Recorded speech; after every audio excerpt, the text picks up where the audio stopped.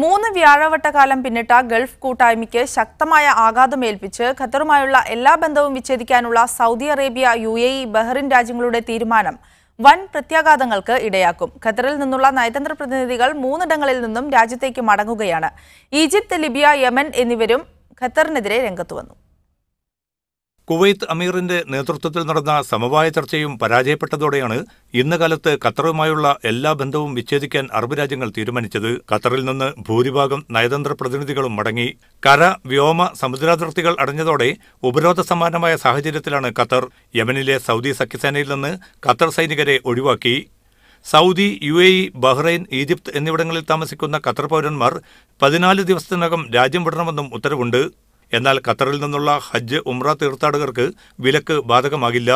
IS, Muslim Brotherhood എന്നിവയ്ക്ക് Qatar സഹായം നൽകുന്നുവെന്ന് സൗദി പുറത്തിറക്കിയ പ്രസ്താവനയിൽ ആരോപിച്ചു. മറ്റ് 3 രാജ്യങ്ങളും സൗദി പ്രസ്താവനയെ ശരിവെക്കുകയും ചെയ്തു. അൽ ജസീറ ചാനലിനെയും വിമർശിച്ചു. US പ്രസിഡന്റ് ഡൊണാൾഡ് ട്രംപിന്റെ സൗദി സന്ദർശനത്തെ തുടർന്ന് ഉടലെടുത്ത അഭിപ്രായ ഭിന്നതയാണ് കടുത്ത നടപടിയിലേക്ക് എത്തിയത്. എന്നാൽ ഒമാൻ, കുവൈത്ത് എന്നീ ഗൾഫ് രാജ്യങ്ങൾ ഇതുവരെയും പ്രതികരിച്ചിട്ടില്ല. തീരുമാനം നിരാശാജനകവും നീതീകരിക്കാനാകാത്തതുമാണെന്ന് ഖത്തർ പ്രതികരിച്ചു. പ്രശ്നപരിഹാരത്തിന് മാധ്യസ്ഥം വഹിക്കാമെന്ന് തുർക്കി അറിയിച്ചിട്ടുണ്ട്.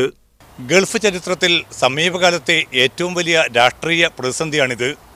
ഇതിനെ മറികടക്കാൻ ഗൾഫ് നേതൃത്വത്തിന് എത്ര കണ്ട് സാധിക്കും എന്നതാണ് ചോദ്യം. MC Nasar, media 1, Dubai.